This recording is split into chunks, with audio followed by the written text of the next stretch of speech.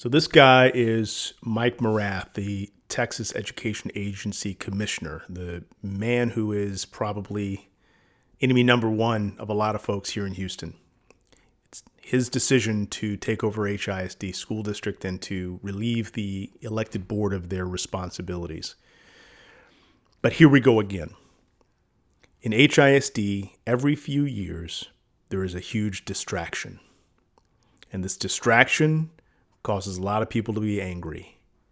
Parents right now, they have reason to be angry, definitely. Teachers, they have reasons, many reasons to be angry. Voters have many reasons to be angry. But the stuff going on with TEA is a distraction, just like all the reasons to be angry in the past, because our kids can't read. Here's the question that you should ask yourself. How many kids are reading on grade level? What percentage of HISD students are on grade level? And last I checked, that number was around 40%. Now, if that doesn't make you angry, if that doesn't strike you as the number one source of anger, then you've got no soul. So what I want to do, though, is I want to take this interview that Mike Morath gave on March 15th with Lynn Cannon from KHOU, Channel 11, and I want to pick it apart because a lot of what he says I don't agree with. And a lot of what he says and a lot of the questions that are asked are the wrong questions. So I'm now trying to do two things. Reframe the educational problem in Houston, and I'm trying to bring transparency to the real problems within Houston. I hope you listen to this. I hope you give me feedback, pro and con, if you support it or if you don't. And I hope you circulate this, because until our community gets angry about the right things, then we are inviting people like Mike Morath to come in and take over our school district. So what we're going to do is start with a couple of clips, and then I'm going to just talk about what my impressions are and how I feel like either the question was not the right question or the answer was phrased in a way that to me is a distraction. So stay with me. I hope you listen through this. Let's get started. I reflect periodically on my own journey to this path. I was a big brother, part of the Big Brothers Big Sisters program. Oh, excellent. Everybody should be a big brother, big sister, by the way. Imagine how different the world would be if we all took responsibility for one life we didn't have to. But I remember my first little. He was 16. He wanted to apply for a job at Brahms, and his level of literacy was not sufficient to fill out the job application without my help. And you don't know why the Lord puts you on whatever path that you're on, but I remember being struck by that pretty significantly, and I sold my software company, ran for the school board, because I never wanted that to happen to another kid in Dallas if I had anything to do with it. Okay, let me pause. Now, I hope you heard that story as a story that says this guy is not Satan's, half brother.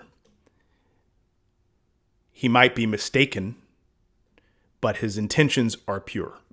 I'm going to take him on his word on that. He knows that there are a bunch of kids just like his little brother that are in this school system right now. And he's trying to do something about it. And again, my argument, y'all, is that we as a community haven't gotten angry enough about that same story. So until we do, then again, we're inviting people like Mike to come in and to fix our mess. But I wanted to start here because I want you to see him as a human. And the minute we start thinking about people we disagree with as inhuman, as evil, is we're lost. We need a dialogue about the problems, and we need to have some real hard conversations that, yes, are going to be emotional, but have to focus our effort and our anger on the real problems, all right? Let's keep going to some more. The 9 new board members that you select, where are they coming from? What educational experience will they have? So we went through a process similar to this in 2019 before the courts intervened and kept us on pause for the last 3 years. But we have a very transparent process. So you can go to our website today. We would encourage Houstonians that are interested in serving in this way to go and apply. And so we have an open application process. So I went through some of this process back in 2019. It didn't lead to any sort of action, but the people that I saw in the room were people that I generally trusted. They were people who were accomplished. They had some education experience. Some of them had financial experience. All of them understood governance, which again, let me clarify. Like when we get angry about some of the things going on in HISD, what we do is we tend to ask our elected school board member to go and fight the battle or to fix the problem. That is not the role of a school board member. The school board member, their role, they have one employee, and that employee is the superintendent, and their job is to put the screws to the superintendent so the superintendent handles everything. Imagine for a moment that you're working at a job in HISD, and you've got one school board member coming in and yelling at you about one thing, and you've got your regular boss coming in and yelling at you about something completely different. Who are you going to respond to? That's the situation that happens within a lot of school boards. So what Morath is trying to do is make sure that people who come onto this board understand that governance is not about responding to somebody who calls you and says, there's a problem in this school with this teacher, whatever, this policy, fix it. And the school board member drops what they're doing and goes and yells at the principal and changes whatever the situation is. That is not governance. That's management. And when that starts happening, the whole thing falls apart. That means nobody knows who they're working for. And that's some of the dynamic that I've heard has happened in HISD for decades. So part of what he's getting at here is the idea that governance is a different animal than management. A lot of folks don't really see that. When you have a problem and you let your school board member know that there's a problem, whether they are elected or appointed, their job is not to resolve that issue. Their job is to make sure the superintendent is hearing the problems that the school board member is hearing from their constituency, and the superintendent's job is to then begin to work on resolution of those issues. Does that make sense?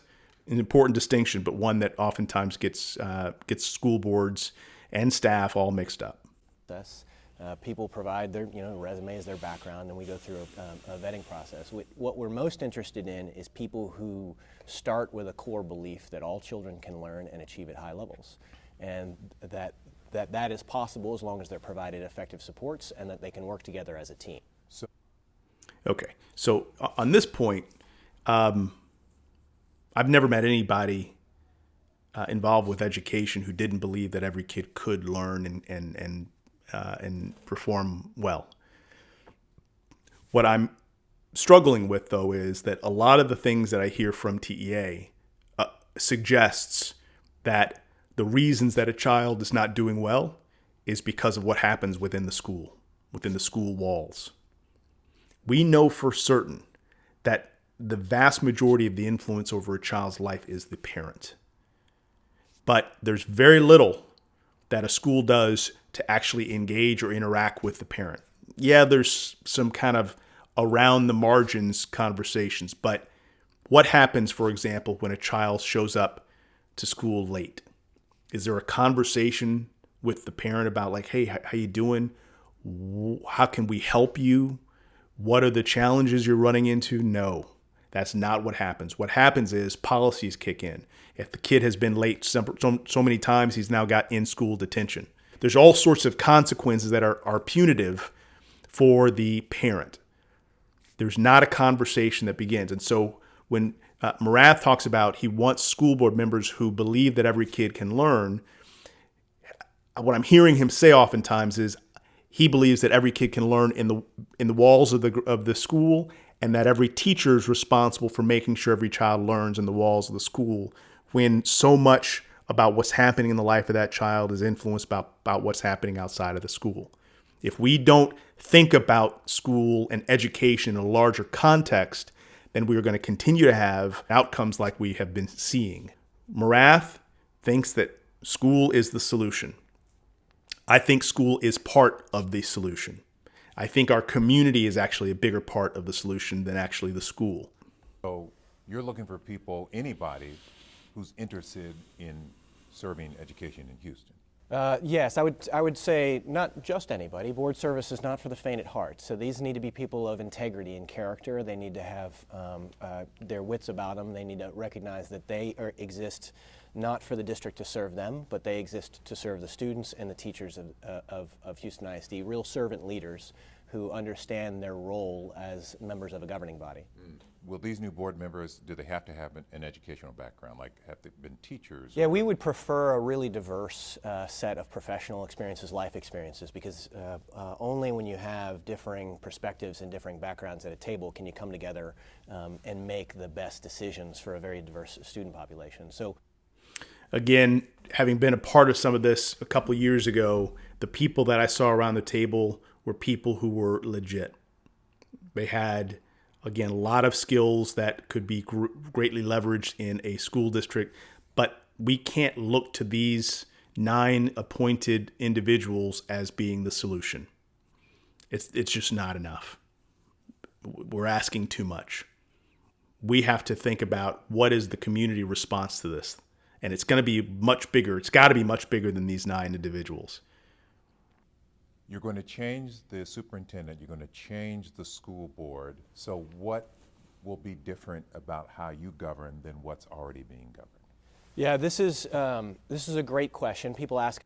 It is a great question. I'm going to jump ahead here.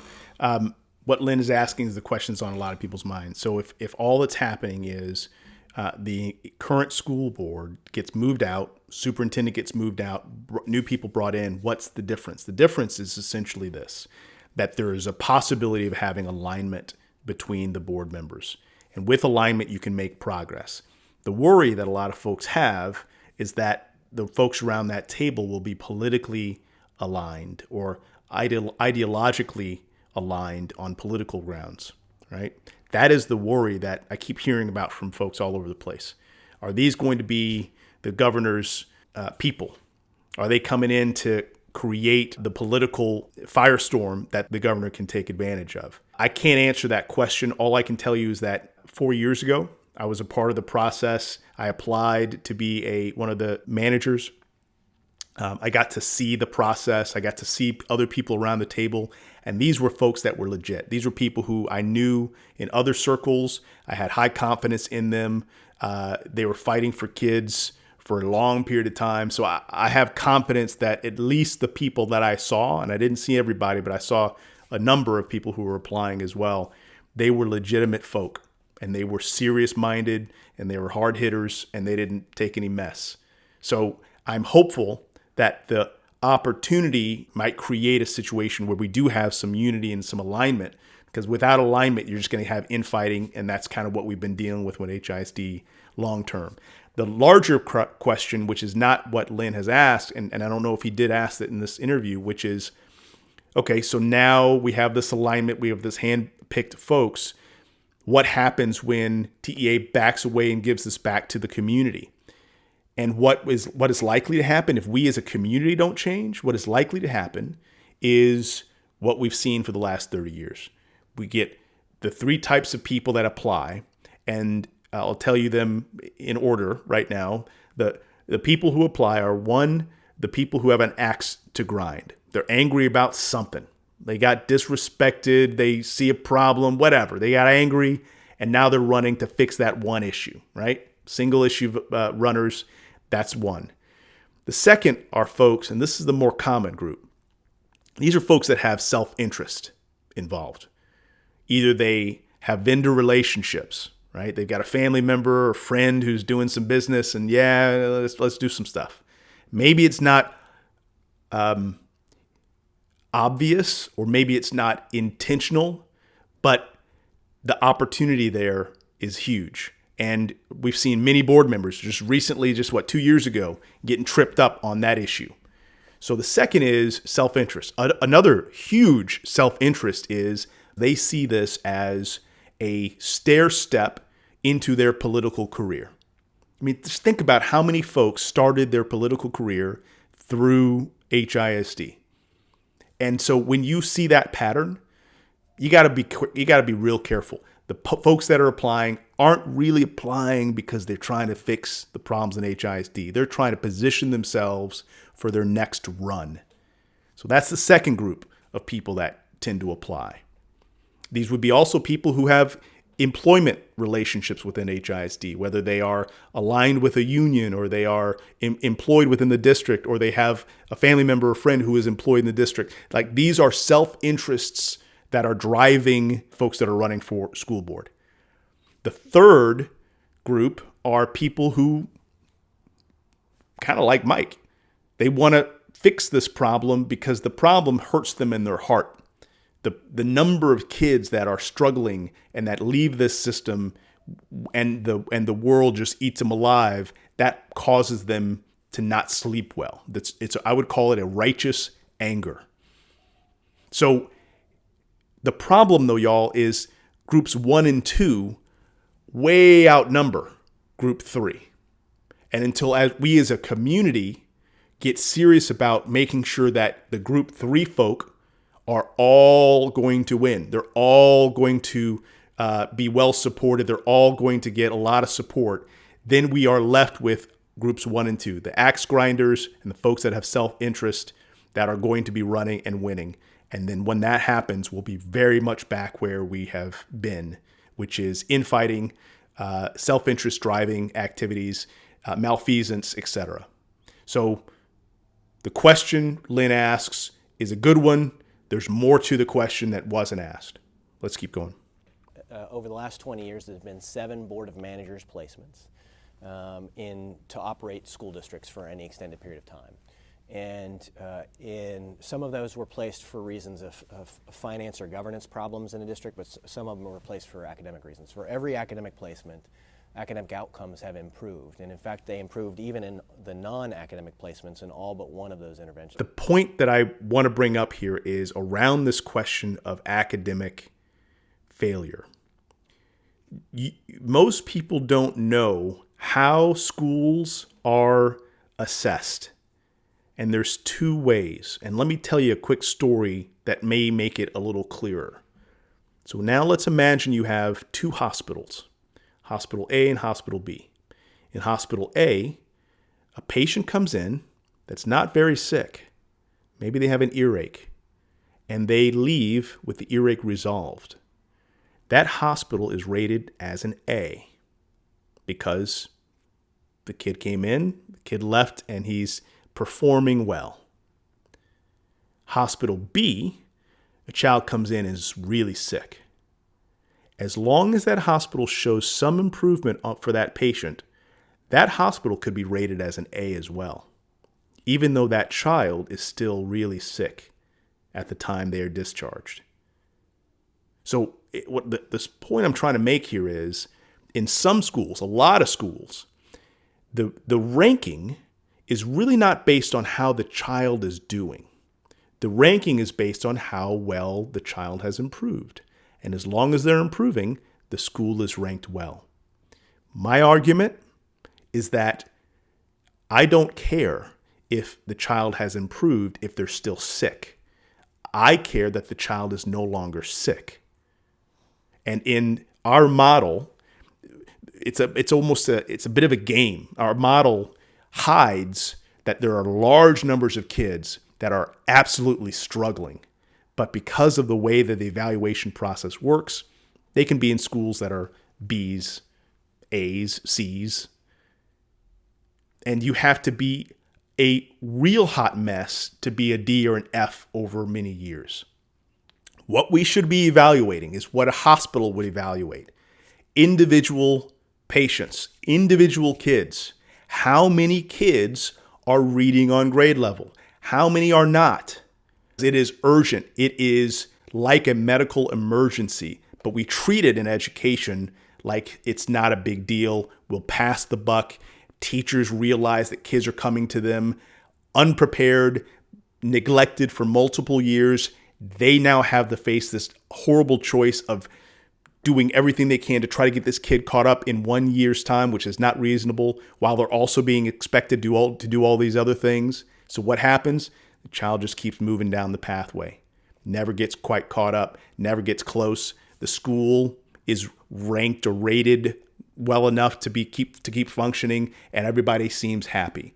But the child is not happy. The parent of that child is largely unaware of what's actually going on, and the child won't realize just how devastatingly neglected he has been until he applies for a job, like Commissioner Morath talked about with his little. Applies for a job, can't read the application paperwork. We're not looking at the individual kids. We're looking at schools and saying the school is an A or B or C school. That's ass backwards. If the child is not doing well, then the child should be the focus, not the school. Let's keep going. But the board, as a governing body, has not consistently prioritized the needs of children. If it did, then you wouldn't see a decade or more of low achievement at some campuses that has been allowed, because you would see resource allocation or structures of support done to prioritize meeting those needs above all else. So what are you? So again, he's right. The focus of the board matters. The focus of the superintendent matters. But that's not all that matters. If we believe that schools are the principal place where kids are going to learn, then the only thing that matters is what happens in those walls.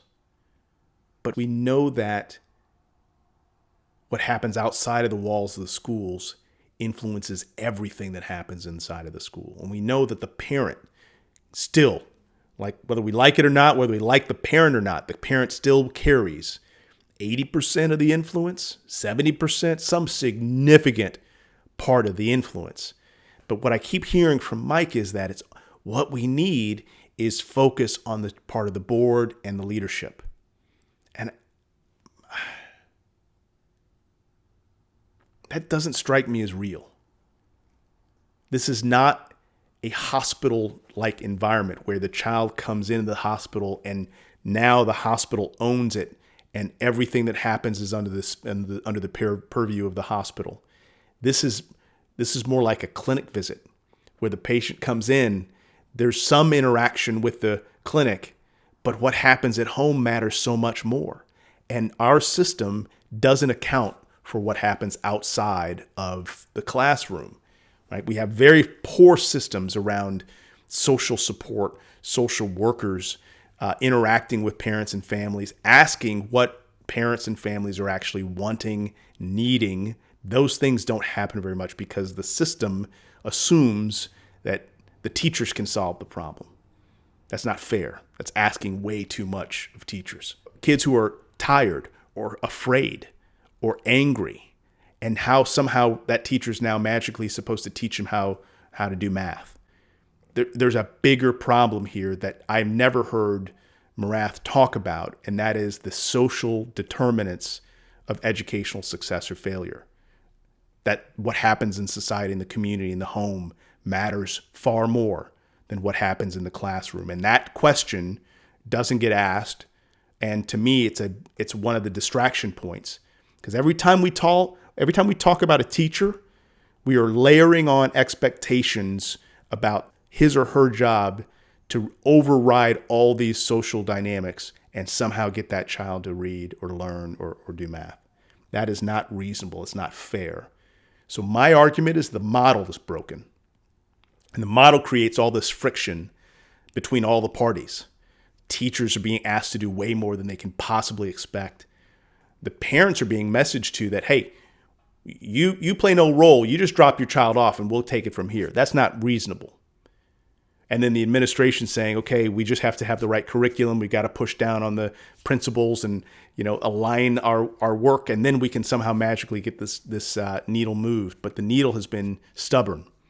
And it's stubborn because we keep thinking that what happens in the classroom is all that matters, and it is not. What is TEA going to do differently to turn this district around specifically? Like you're talking in generalities about improving the lives of children. Yeah, I mean, it's a great question, and it's one that I can't give you a precise answer for, because ultimately TEA is not going to be running this school system. It is going to be governed by that appointed board of managers. So my role... But they're appointed by TEA. That's exactly right. My role is to find people of integrity and character and wisdom that can work together as a team, and then they have to study every issue. They have to listen to their friends and neighbors in Houston. They have to listen to teachers and students, hear the reports from the administration, and make decisions. And I'm sure they're going to make decisions that I, as an individual, might disagree with from time to time.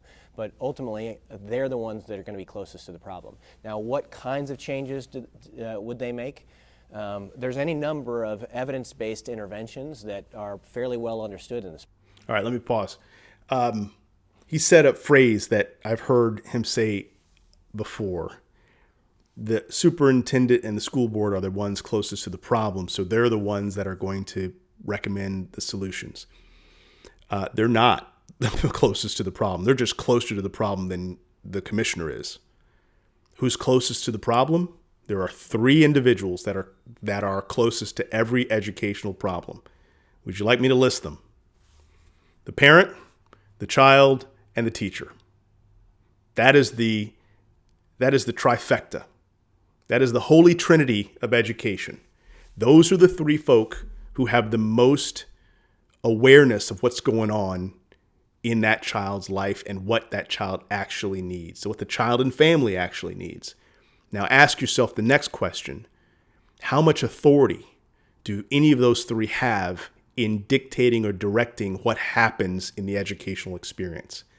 Extraordinarily low. Now we tell ourselves that teachers can create curriculum, kind of, because all curriculum aligns with the test. Any teacher that says, no, you know what? I want us to stop talking about the test and to only talk about the mental health of our kids, that teacher is probably not going to last very long, either because he or she realizes that the system doesn't want that type of teacher, or because her kids, even though they may be much healthier, they may not perform on that standardized test that frankly matters nothing if the child is not healthy. So these are the dynamics that don't get discussed. Again, I'm trying to reframe these things. It is not what happens in the school room that matters most. It is not the superintendent and the school board that is the closest to the problem. It's actually the parent, the child, and the teacher. And those 3 folks have very little autonomy, very little control over what happens to them in the educational experience. That to me is a bigger question, and again, one that doesn't get asked. So we know, for example, that the teacher in the classroom is the single most important in-school factor that impacts student outcomes. So Okay, he just said it. But the way he said it, again, the teacher is the most important in-school factor. Absolutely no doubt about that.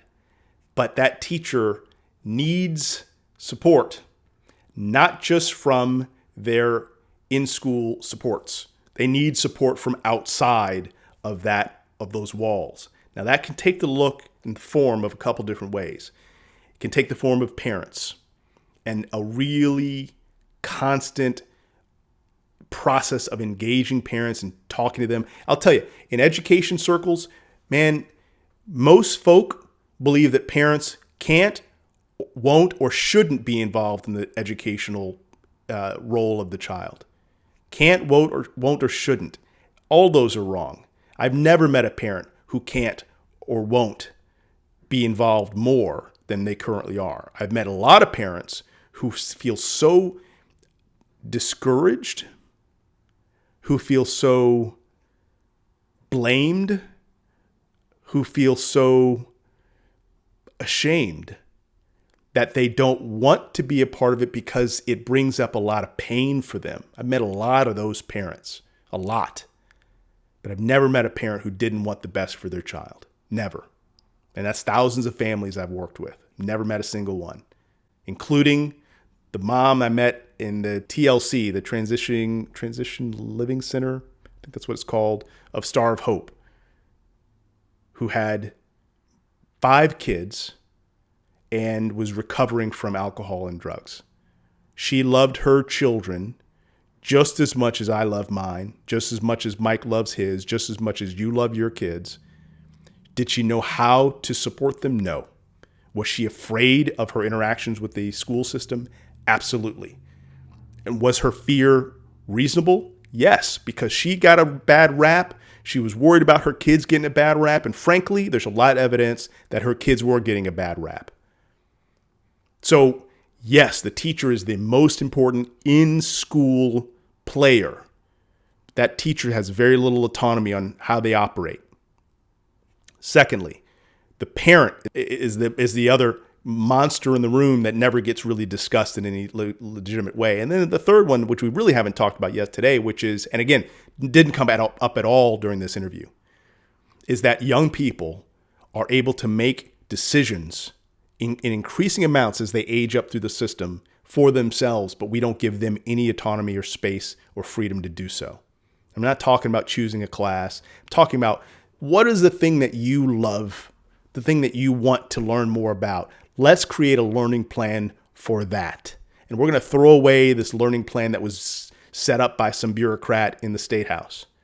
Because you matter, and letting you make a decision means you start to own your own education. You start to become empowered to lead yourself rather than waiting from some adult to tell you what to do. That is a part of this rethinking of education and reframing of this conversation that never comes up. And that is that young people are capable, far more capable than we ever give them credit. The point is getting them to own it. And once they own it, then we can actually step away. There's a lot of efficiencies that come when we as the adults in the room can say, hey, look, this kid is handling their business, not the way I would choose it, but she is learning how to solve her own problems. He is learning how to pursue the things that matter to him. That is a rethinking and a reframing of this conversation of education that never gets the light of day. We organize the human capital systems of Houston ISD so that there are incentives for our absolute best and brightest educators to work in schools where they are needed the most. And what kind of incentive? Well, I mean, a number of incentives. People work for financial incentives. They work for recognition.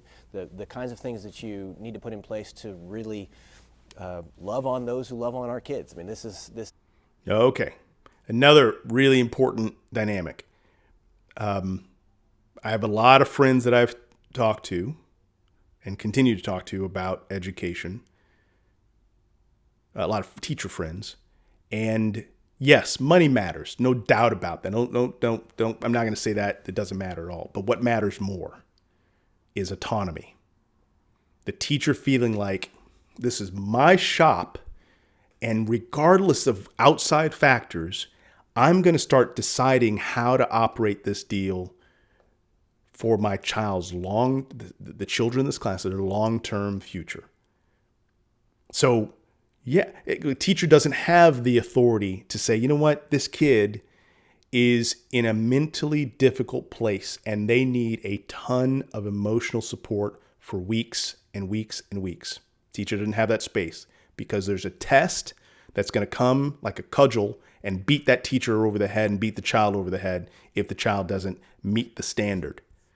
But that standard is so narrow, y'all. That standard is so narrow that it doesn't factor in the things that matter more. What matters more than math and reading, for that matter?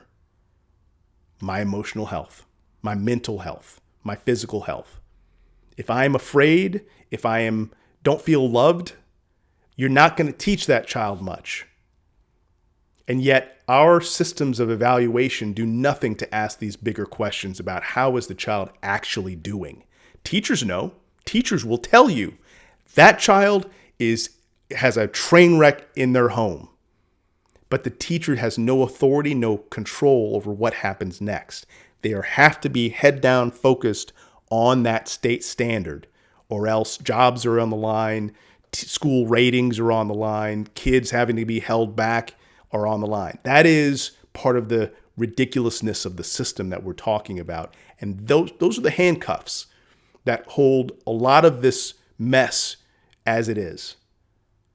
So again, reframing this TEA conversation, it is not about compensating teachers more only.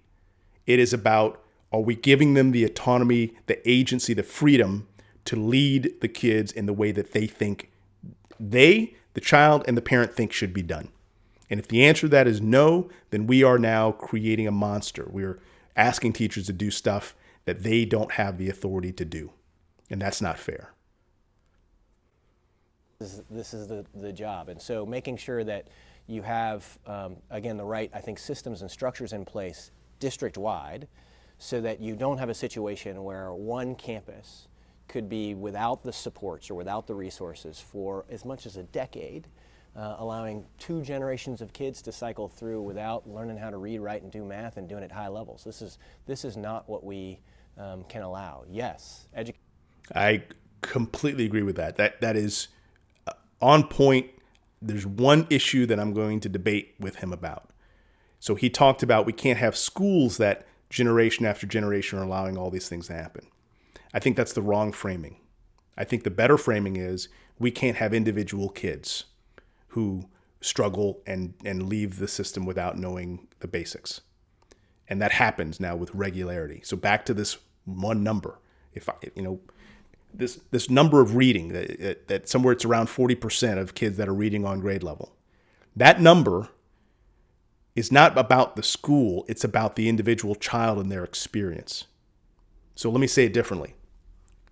Let's say you have a school where, heck, let's make it great. Let's say 80% of the kids are reading on grade level, but 20% are not. That school is actually likely to be rated real well. And I don't care about the school. I care about the individual kids.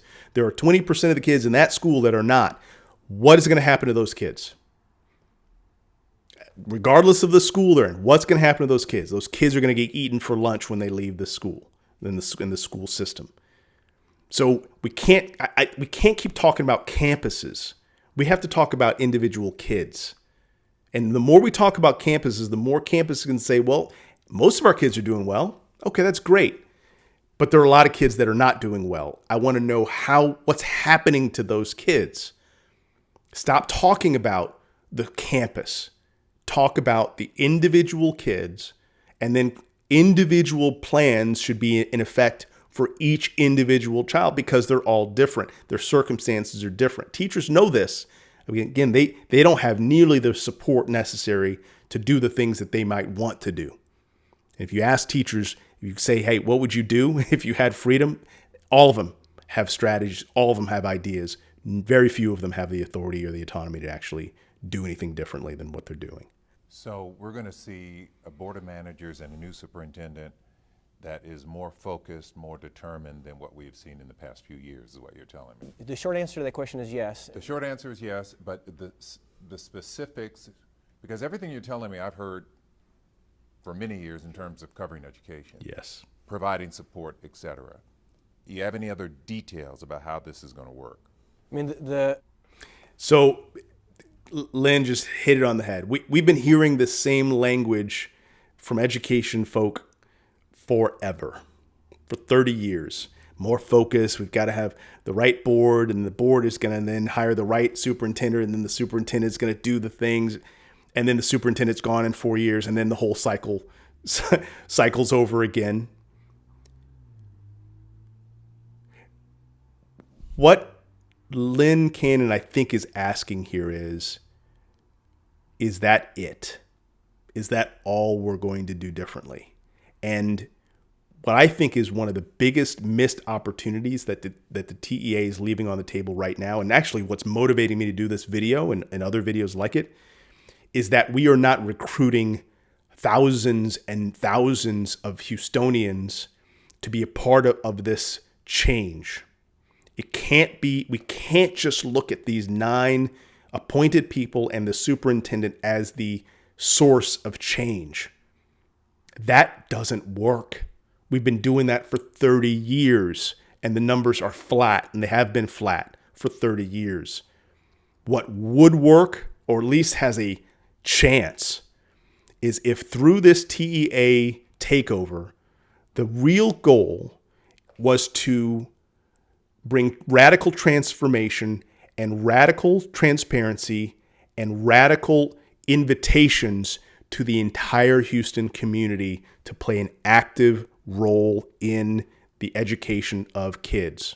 I just left a meeting at the Bauer, the Wolf Center for Entrepreneurship at University of Houston Business School.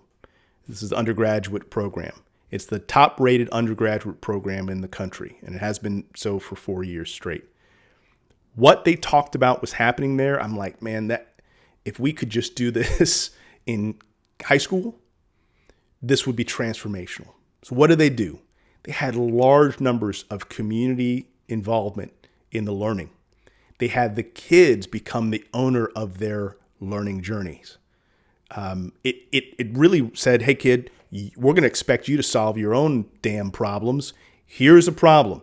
Go out and here's a business. Go out and fix it, right? Here's a business. Go out and start it. That type of energy that gets released when you give the child ownership of their own learning is incredible. But we see none of that in the K-12 system.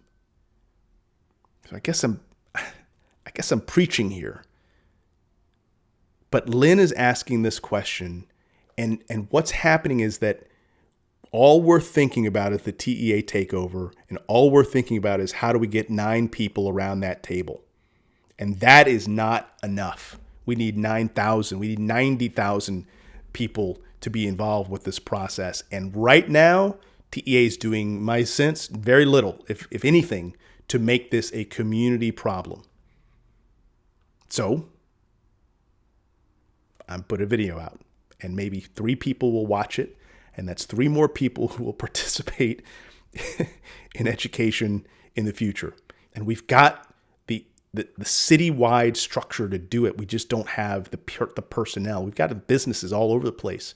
We just don't have the commitment of the community to try it. We certainly don't have the commitment of HISD to think about learning that happens in real life.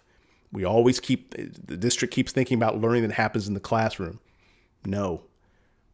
So if you are listening to this and you have a business or a nonprofit, or you volunteer someplace, let's start putting a list together of the ways that you could plug a kid in for a micro apprenticeship. We're going to call it micro apprenticeship. What does it look like? I don't know. We can figure out the details of that later. But to the degree that young people are now engaging in the community in a way that's different, allows them to now become an owner of their future in a way that doesn't happen when you're sitting in a classroom all day long doing assignments that are given to you by the state authorities. So that's one of many ways or ideas, just brainstorming here, but on how we can make this a community response to TEA, not just looking for 9 individuals. If that sounds of interest, I know this has been a little long, but if that sounds of interest, and if you listen to this deep, I'm going to include a sign-up sheet where you just put your name on it and your contact information, maybe a little bit about what you do, what you think could be a way for young people to get connected into something of meaning outside of school. And let's just see what happens, all right? So listen, thank you for listening. There's more that I'll have on this, and I'll do some other videos, but I'm getting tired. You're probably tired of listening to me as well. So, and for those that are people of prayer, I ask you to pray, because for way too long, our kids have been suffering in a system. And this system is really struggling. And so I believe in prayer. And so for those that believe with me in prayer, let's be in alignment around praying for our kids and our families and our teachers, the holy trinity of education. Let's pray for them. All right. All right. Thanks for listening. I hope this was at least a little helpful. If not, give me some feedback. And if it was helpful, again, feedback there as well. Thanks.